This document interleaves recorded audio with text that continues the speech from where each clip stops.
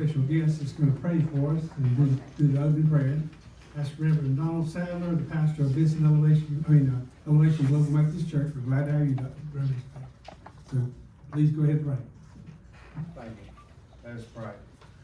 Dear Heavenly Father, we just thank you for this opportunity that you've entrusted to our board members to hold this meeting tonight, that they may discuss the business of this town, Lord. Lord, I ask you to give them your wisdom and discernment, and that all they do may glorify you, Lord. May they be in agreement with everything, and that all that you give them will be shared among the town, and make this place a place that people can come together, Lord, and just praise you and glorify you in all that you do, Lord. And I ask you to just be with them, guide their meeting tonight, Lord, and just be with the people that are here as a guest here at the meeting. And Lord, just let your will be done in all things. In Jesus' name I pray. Amen. Next on the agenda, we have another kind of treat. We're going to be led with the pledge of allegiance by the Cub Scouts. So the Cub Scouts, please come forward.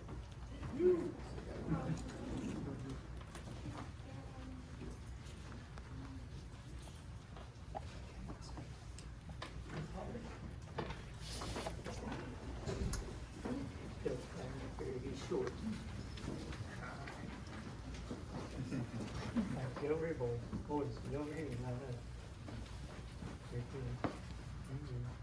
Come on, Jay. Get up front here. All right. Scout salute. Go ahead, boys. Start it. I pledge allegiance to the flag of the United States of America and to the republic for which it stands, one nation, under God, indivisible, with liberty and justice for all.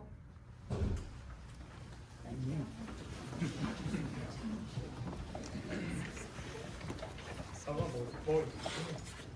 Thank you guys for coming. Everybody got a certificate, and this is for the group. All right. Thank you, sir. Thank you for having me. Thank you so much, guys. Wait, hold on.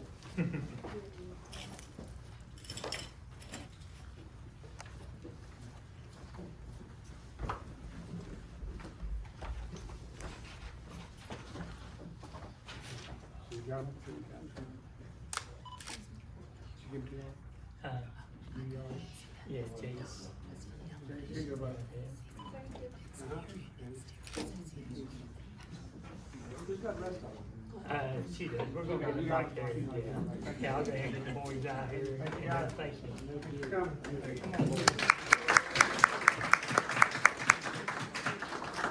Jay. You're all right back there.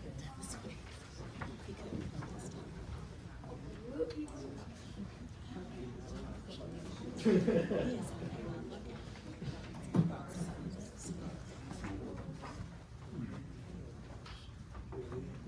calling the meeting to order, we need to change the agenda a little bit. I'd like to get somebody to make a motion to approve the agenda with the addition of item the presentation of the project with Benson Road Playgrounds under public comment. Also, we'd like to move the Brandon Newberry police officer oath of office to next week, next time, because he's in Smithfield on call. So do I have a motion? All in favor? All opposed? Carries. So, consent agenda. Have a motion to approve the consent agenda. All in favor? Opposed? Carries with public comment. Johnson County Public Health Department update. This will cool. Kenitha Ford. We can't hear him. I don't. Kenitha Ford, are you here?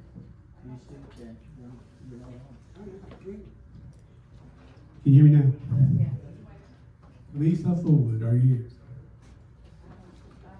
Okay, we'll skip that. Yeah. Paul Boucher, Elevate Benson update.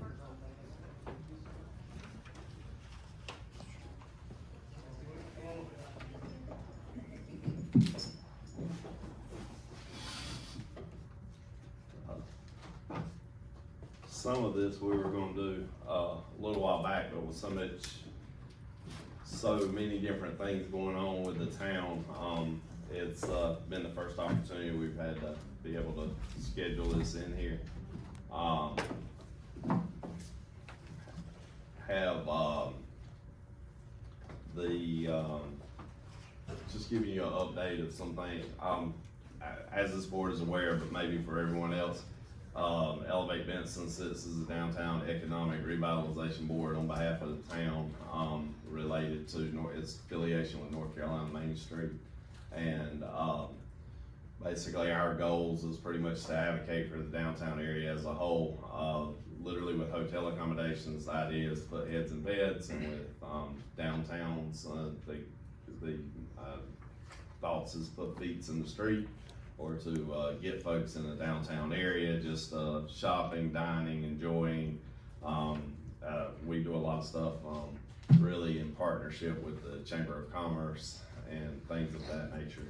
But Town of Benson is a member of North Carolina Main Street, and our a number of us attended the conference this past March, and I think Tyler's got, oh, look at me with a clicker.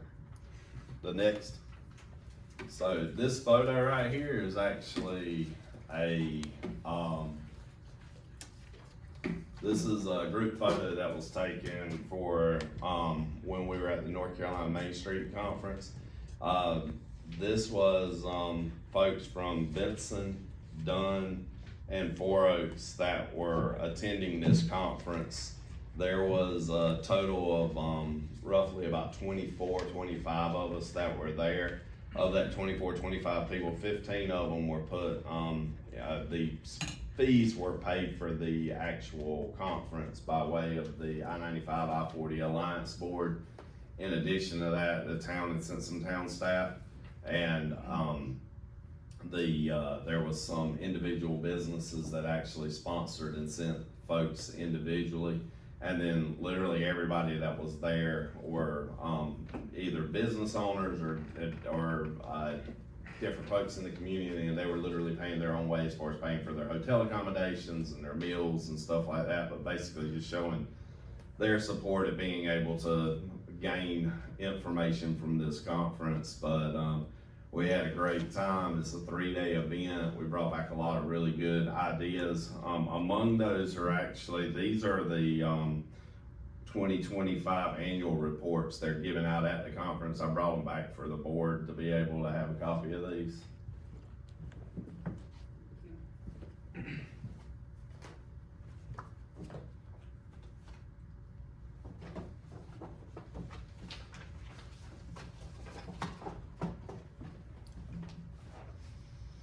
There's 2 other items that I was going to pass out to you, just a couple of other tidbits too.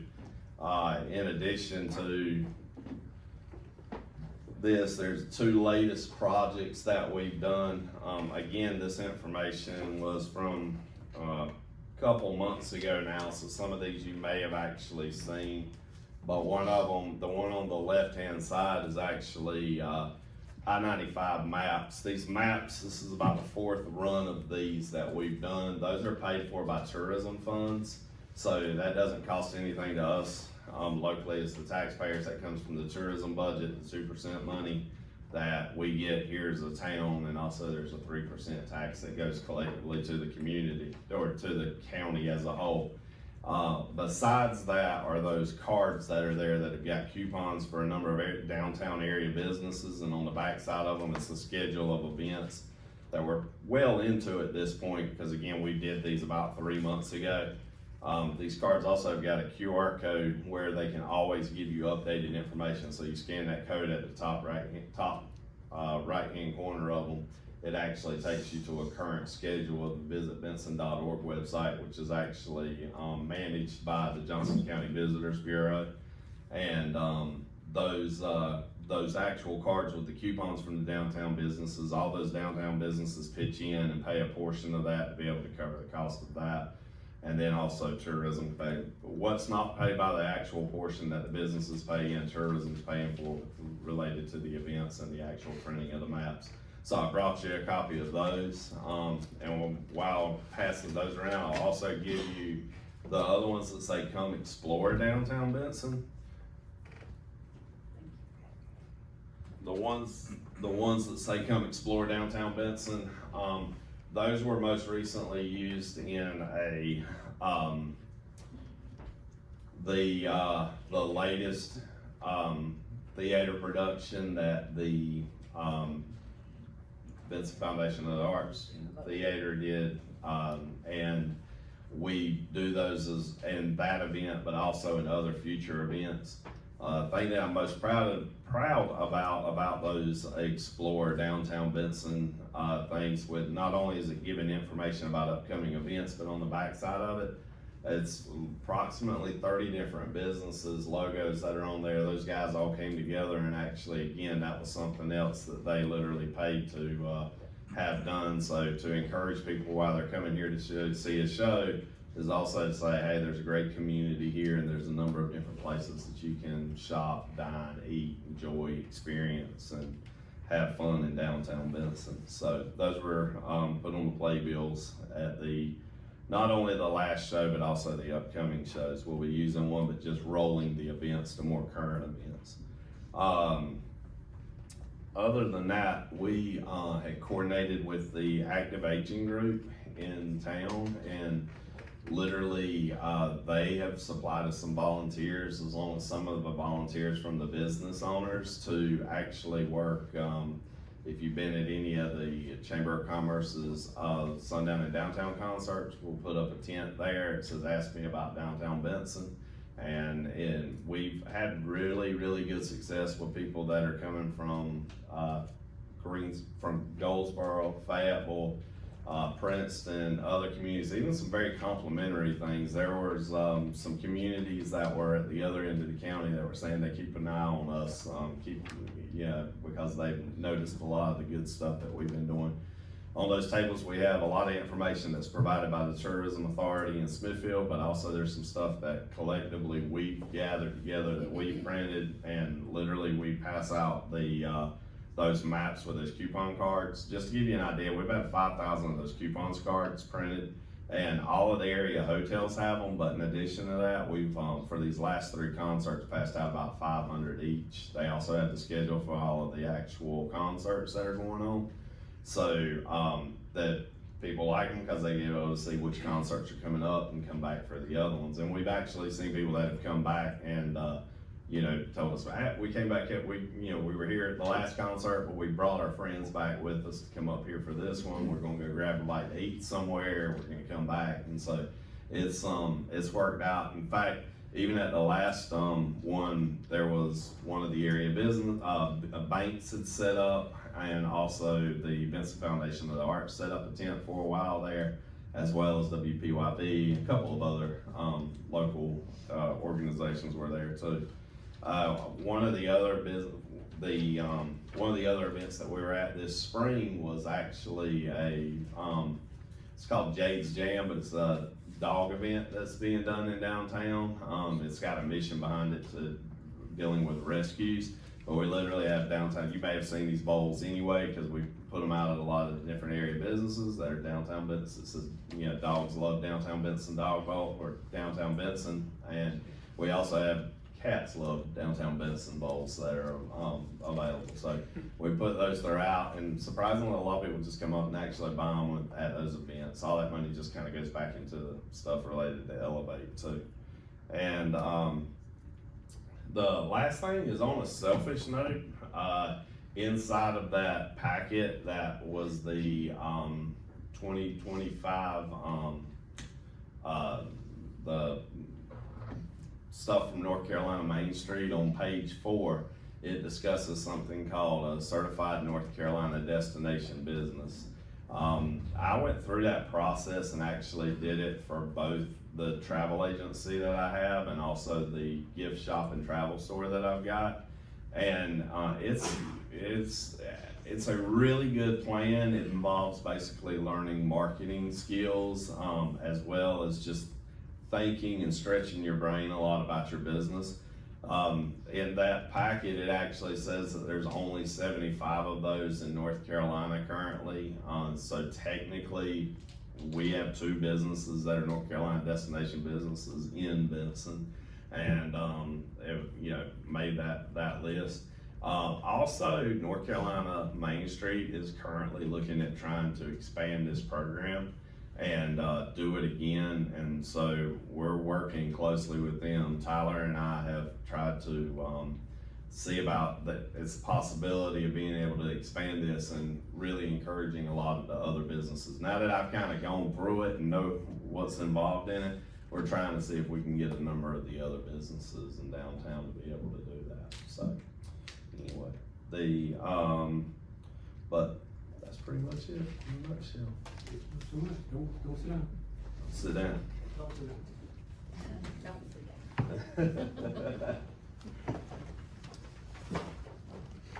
I have a proclamation 196-2026, recognizing the Travel Store and Gift Shop by Small World Travel and Tours.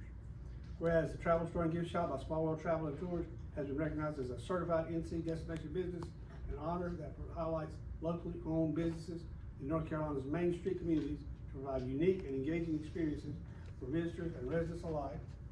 Whereas the certified NC destination business program was established by the North Carolina Department of Commerce, Main Street and Rural Planning to celebrate and promote unique businesses that enhance tourism and community vitality. And whereas the Travel Store and Gift Shop of Small World Travel and Tours provides a distinctive shopping experience, offering gifts and travel-inspired items that attract both residents and visitors alike. And whereas the owners of Small World Travel and Tours have dedicated more than 35 years to the travel industry, demonstrating their long-standing commitment to helping others explore and experience the world.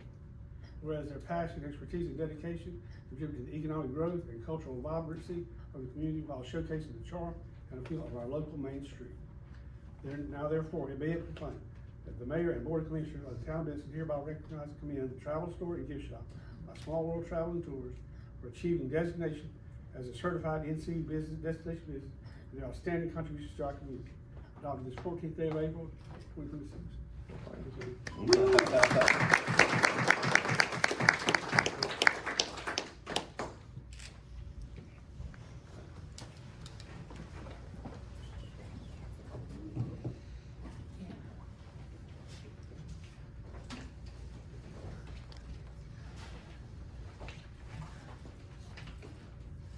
Okay, next on the agenda is individuals wishing to address the board are asked to provide their name and address for the record. Anyone like to come and address the board? Okay.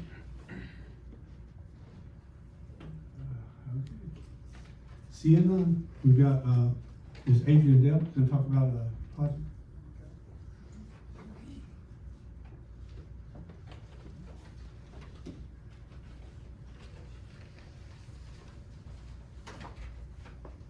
Good evening to the mayor and the commissioners and everybody else that's here.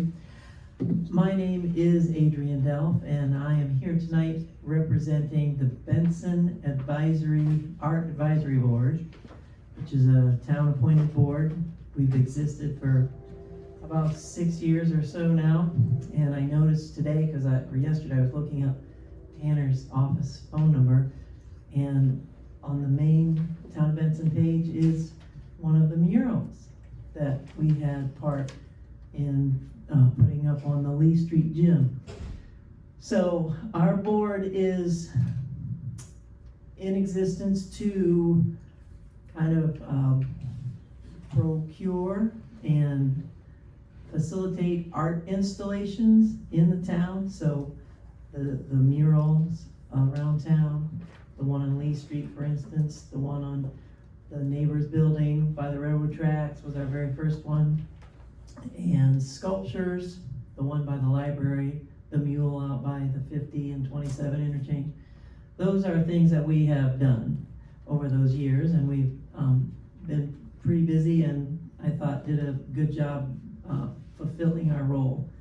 So I'm here tonight to ask for another project that we are attempting to complete. We're sort of here at the 11th hour because we had a few hurdles to climb over the past few months, but Tyler has put together a little short view here of the playground over at the Singing Grove. And Tim Messer is here as well, and the objective of our current project is to bring some more equipment to the playground area, to enhance that, and then also to tie it in with the music background of the Singing Grove. So from the view here, working with Tim on where exactly it might go, but you'll see these items that are behind that merry-go-round are playground equipment that is music oriented. So each of those things, and there's 5 total, plays or makes a sound. A lot of it sounds like chimes or bells, and it's oriented for children, so the bright colors to fit into that playground. And so you see there's a bee there, a bumblebee that makes chimes, a monarch butterfly that you can use your hands, and some of them come with little mallets to play. There's that daisy, that flower, that's more like a drum you might hear in the Caribbean, for instance. And then those taller ones that look like, say, mushrooms, or there's like little flower things hanging over. Those also all make chiming or bell noises. So altogether, it's a pretty great thing, I think, to see along with that playground. And then working with Tim, not only the layout, because of rules and regulations about fall spaces, etc., when you have playground equipment. So we've put it just outside. It'll be in addition to what already exists there. Tim said that there is still the black borders that is around the current playground. There's enough of that to most likely fill in that area, and then it would be mulched, so it would match the whole playground layout, just be a little extension there in that area. Okay, so the next slide is talking about what exactly it is, and you see there's a trio, the Inspired by Nature trio, which includes those Liberty Bells, the Harmony Bells, and that sunflower pedal drum, and then the addition of the butterfly and the bumblebee instruments. And the examples you see, the photography is taken from the website of the company, so you can kind of get a feel for how children can interact with that. And then it's the costs that are laid out there, and you've already seen the projected installation area. So I think that about sums up the project. If you have questions. If we move forward all 5 of these, are all 5 going to be put in the Grove, or is there any consideration to put any in the park at Vias? At this point, we were considering just putting them into the Grove because of the music-related theme to the Singing Grove, and we have future ideas and projects that would go to Vias. And again, talking with Tim and working with Parks and Rec, and I see the humongous use of Vias, so that's definitely another area. We've already had the Lee Street Gym mural, which we put on that park, which is a huge and beautiful installation, but we have plans in the future for that area too. At this point, because I think of the theme, we were kind of thinking of the Grove. Is this gonna be paid for in part or in whole by the 2%? Yeah, so that is how we are funded, through that 2%. What Paul was referring to with the Elevate Benson, we've had a line item budget over the past 6 years to use for art installations in various ways. And I already mentioned how in the past we've used this as a little bit different use of our budget compared to maybe, a mural or a sculpture or something like that. But these are sort of sculpture-like, but they're also functional at the same time. But that's where the funding is coming from, that 2% bed tax. Anybody else? Any questions? I just want to clarify that for anybody that's going to beat us up over this video later, that is sales tax that is gathered by Johnston County for people that stay in the hotels overnight throughout the county. And that money is given back to the town and is dedicated to arts and tourism. And that is the only thing that bed tax from those, occupancies from those hotels can be spent on. So it's not coming out of the town of Benson tax dollars that we pay. Thank you, William. Anybody else? I like the idea for the kids. I make the motion we approve. Motion, all in favor? Opposed? Carried. All right, thank you very much. Thank you. Next on the agenda is the public hearing. We're gonna talk about SUP 01-2026 and SUP 02-2026. Yeah, if y'all remember, and I don't know if I need to start this, but if y'all remember last month, this came back before the board and I asked to recuse myself because of my business relationship with the applicant. We're in the same scenario this time with having two commissioners out. If I recuse, which I would ask to recuse myself from this vote again, then we won't have a quorum to vote. I talked with the applicant tonight before the meeting and talked to Ike as well, and if the board would allow us to, I think the applicant wishes to table this until our next meeting on July the 14th with the hopes that we will have a quorum there to actually be able to vote. We all will be able to vote. I'm gonna be recused from that.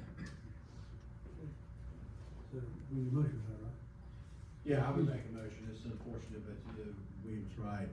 You won't have a quorum if he's recused. This is now, I think, the third time, so unfortunate, but you don't have a quorum, you can't act on the quasi-judicial, hearing, you can't approve it or deny it, can't really even debate it or consider it, so there's really no other option. If you postpone the public hearing, state law says it's automatically kicked to the next regular meeting, which I think the actual next regular meeting, I know that, I think it's like a business related meeting, that should still hold a hearing, which we got, I think, on the 11th.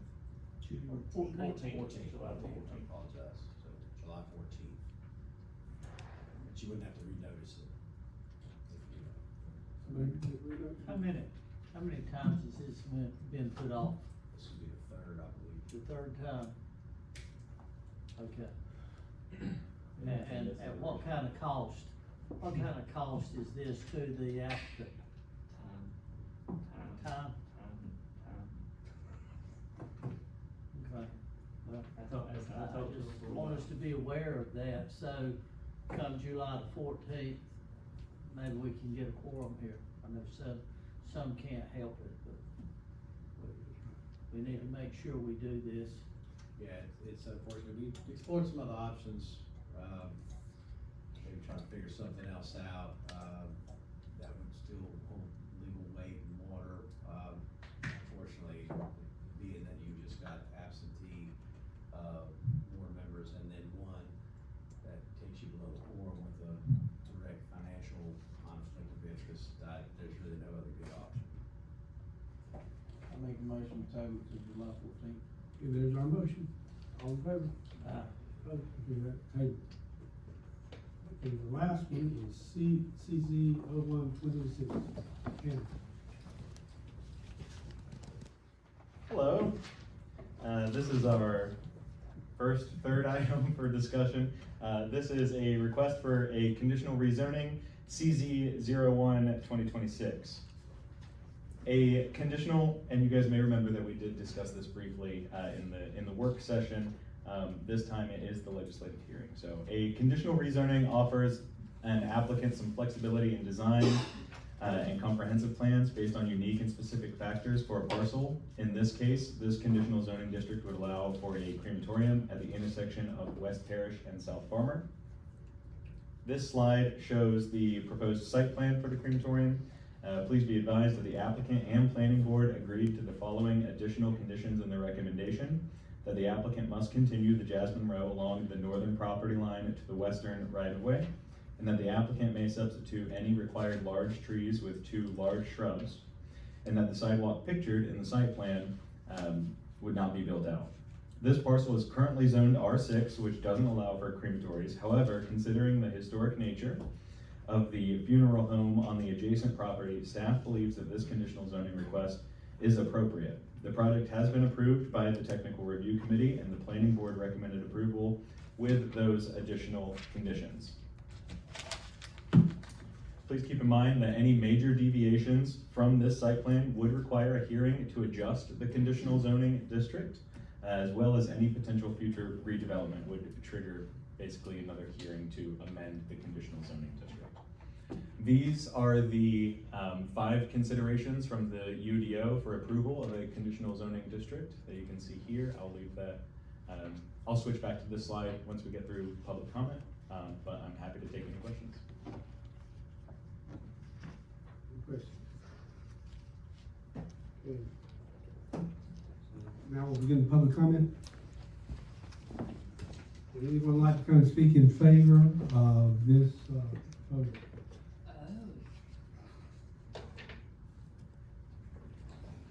Okay, would anyone like to come and speak in favor of this proposal? Anyone like to come and speak in favor of this proposal? Okay, now would anyone like to come and speak in opposition to this proposal?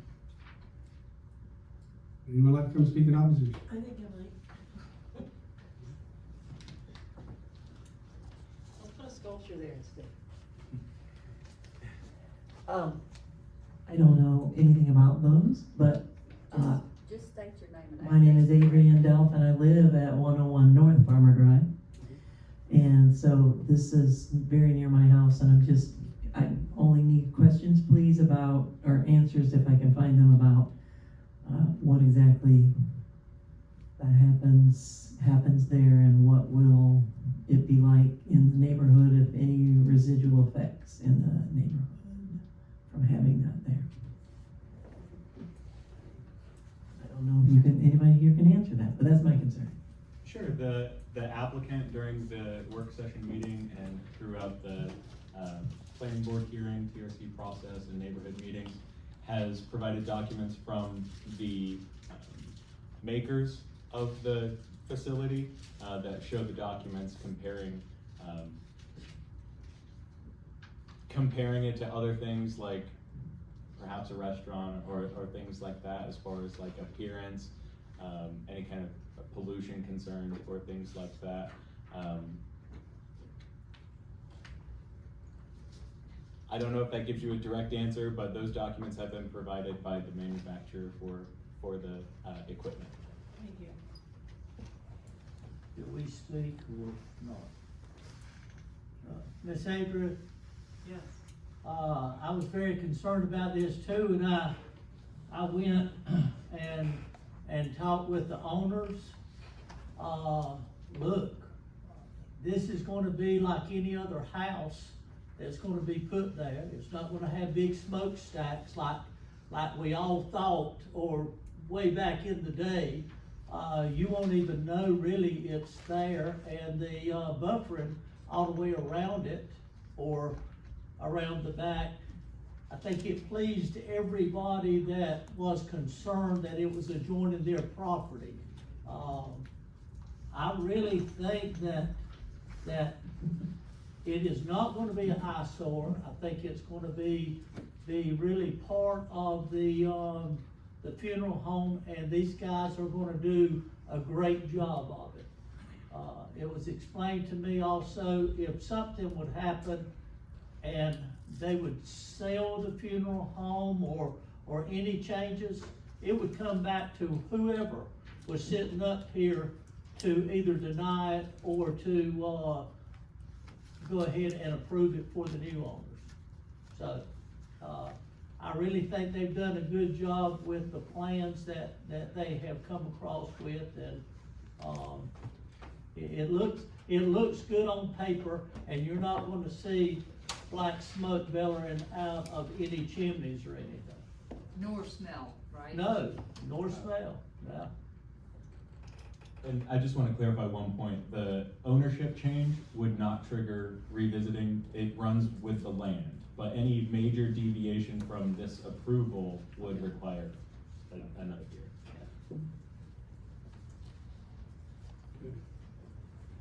Would anyone else like to come and speak in opposition? Anyone else? Okay, hearing none, I'm gonna close the public hearing, and now we're gonna talk among ourselves. Anything else? Anybody like to make a motion to approve or deny the conditional zoning as proposed, or add some other amendments? I make a motion, we approve the CZ dash 012026 for approval. Okay. So we got a motion on the floor. Any more discussion? All in favor? Opposed? Motion carried. Thank you very much. Next on the agenda is old business. Consider approval of fiscal year 26-77 budget and fee schedule. Sharon. Thank you, Mayor. At the, meeting in May, we, had a public hearing on the 2026-2027 budget. We had no one to speak at that time, and it has been, available for public inspection since that time, and we have had no one to request to see the budget. At this time, I would request that, the council, make a motion to approve the budget as presented, as well as the proposed fee schedule. Do I hear a motion?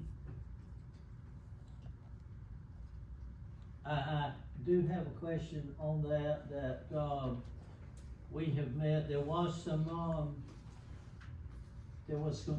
concerns on the budget as far as, some of the fees, and that has already been, being worked on. I think Ray is already working with, a new water study that has to be done before we can actually look and change anything, and also, some of the fee schedules on, yeah, assistant. System development. System development. Yeah, system development. That has been looked at too, and they're headed in the right direction, so we can, do this and, get back on track with the, LGC. I make a motion that we approve as read. Okay, there's a motion on the floor. Any more discussion? I don't really have discussion on it, but I just want to say to the staff that are here tonight, thank y'all. I know we all got a really good picture last June of where we were, and I know that Sharon has probably seen Will and myself and probably other y'all more than she'd like to over the past 6 months while we worked on this, but y'all really tightened your belt, and I told her the other day, if there's any good news out of this, last June, we were told that when we had our audit last June, that we were negative 11.5% in our fund balance, and as of the last report that I saw about a month and a half ago, we're at a negative 0.5, so we've increased our fund balance by 11% because y'all tightened your belts, and we appreciate that. And if we do that a couple more times, we'll be right where we need to be, and then we'll go from there. So I appreciate all the staff stepping up and working with us to create this budget so that we can, hopefully, if everything goes well, we'll have about $1 million in surplus next year. So we appreciate that. Yeah, and if our interim does a good job, we can blame it on him for coming up with this, That's right? it. He can take the credit. I give all the credit to Sharon. That's right. All the credit, Sharon, too. You've done a great job, Sharon. Okay, so. Any more discussion? All in favor? Opposed? It carries. Great. Next is the May financial summary. You've got a copy of the, May financial summary for consideration. From this, there are, in the water fund, there are, June loan payments that'll have to be made out of this, but we're still gonna be in a very good, positive, situation at the end of the year.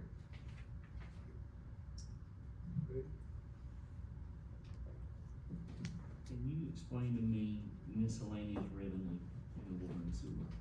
There's a big difference there between what was budgeted and what it actually is. I actually cannot explain why the budget amount is what it is. All right. Are you sure the budget is what it is, though? No, I I'm serious. Are you sure the bank account is? Yes, is I'm, safe? the bank account, I'm right. positive. Okay. I am positive on the bank account. Well, thank you, I'm holding you to that. I saw a lot of new outlines that just where y'all were changing some sort of accounts and stuff, is the way y'all were making some corrections. So, all in favor? Opposed? I'll make a motion to approve. I make a motion to approve the May financial statement. Oh, okay. So there we go. There you go. So now, all in favor? Okay, that carries as well. So let's see. Consider approval of budget amendment 2026-02, Sharon. You've got a budget amendment, year-end budget amendment. Most of what is in there is additional revenues that we have collected, and I am appropriating them, going ahead and appropriating them to departments to kind of ensure that a department does not go over budget and we violate the state statute on that. There is a large amount, you'll notice in the expenditures, there's $227,000 that's being reallocated to the facilities and grounds for utilities, and coming out of Parks and Rec. Apparently when the budget was done, the intent was to pay all of the town's utilities out of one department. But, no, when the budget was done, yes, it was to be paid out of one department, and, still they put what had been being paid out of Parks and Rec in the Parks and Rec, department. But the actual bills themselves have been being paid out of that 5,000 department facilities and grounds. So that large amount there is to move it out of the Parks and Rec department and into where it's actually being paid. How does that affect Parks and Rec? It doesn't, it doesn't.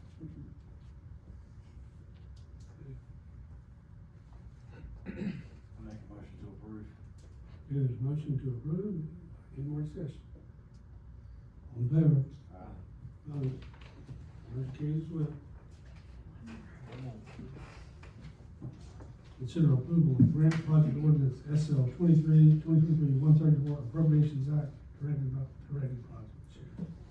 Okay, this, anytime that you receive, grant money, to do a project, capital project, you've got to have a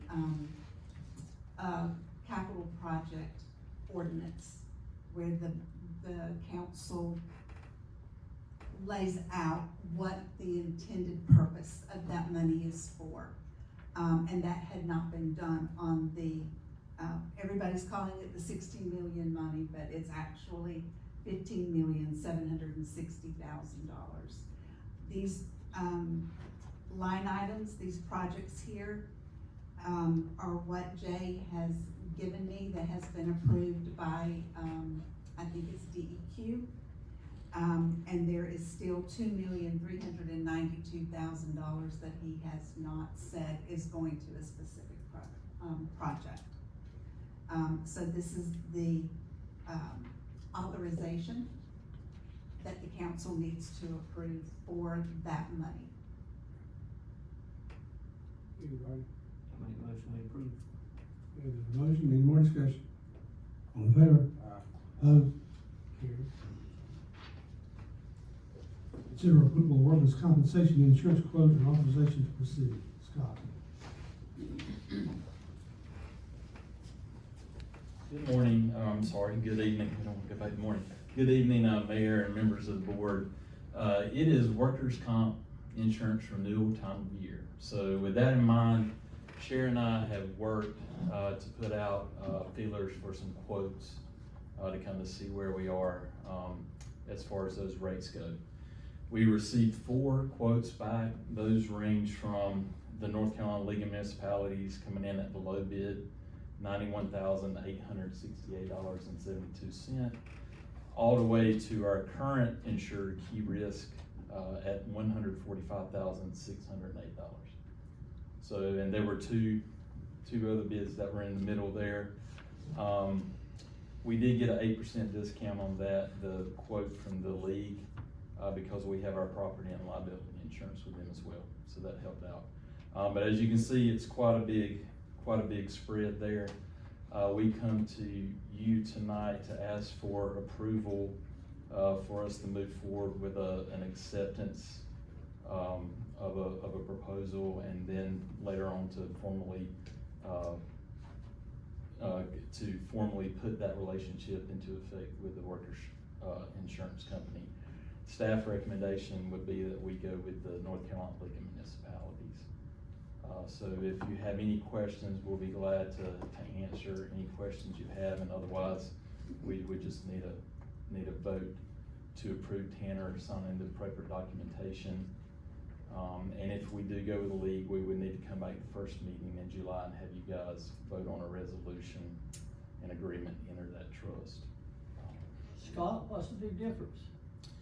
Well, a lot of companies, what we do is basically take everybody's salary, we get it together, and then in workers' comp world, every job has a different rating. So me working in an office all day, I'm much less likely to have a workers' comp claim than somebody working out, in the streets. So different companies will rate those kind of differently. I think some companies I've seen on the HR listserv, our highest quote there, I think everybody's getting high quotes from them that I can see. So I think they're probably maybe moving out of insuring local governments. I don't know that, but if I had to guess, I would think, that could probably play a role in it too. So it's the way that when they do their actuary research and run their numbers through their computer system, that's what spits it out. Okay, but from last year, our high rate was 145? No, that's what, the last year, Key Risk, we paid them $91,694. Now, we've yet to do the audit on that, so it'll probably be something more than that. So their rate went up, their quote went up. So with these other ones coming in, we're able to stay pretty close to where we were last year. If we go with the league, we're gonna be right on spot as far as last year. I'm sorry. What do we budget for this year? Did the league's quote come in under what we budgeted for next year? I don't know.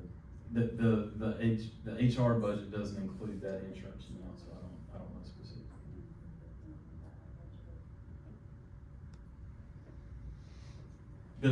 The second lowest bid was $94,381. We were with that company 2 or 3 years ago, and we were with them 2 years, and the customer service was just not where it was with Key Risk. Everything we had with Key Risk, the customer service, the claims process, everything was great. Could not ask for better. But we're looking at, almost $55,000 in difference. We just recently changed all the property to the league's insurance. How has the customer service been since we made that change? I have not. We hope this year to switch that over where I've been dealing with them. I've not been dealing with them on that front. I think Kayla was doing a lot with them before she left.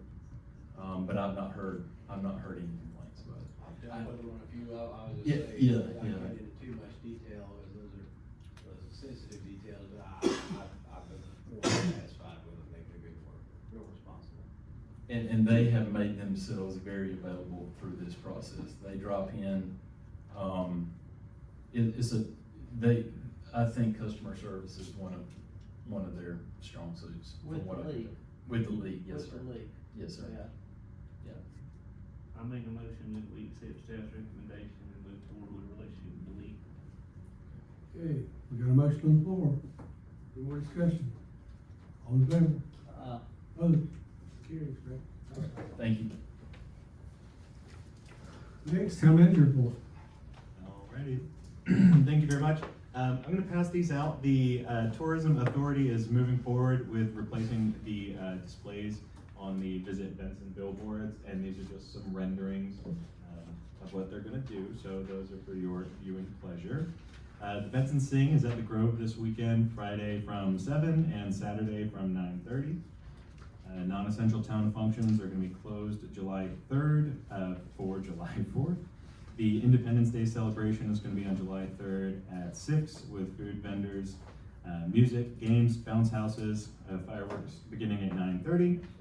Liquid Pleasure is performing July 9th for Sundown in Downtown at the Grove from 7 to 10 p.m. Food vendors will start there at 5:30.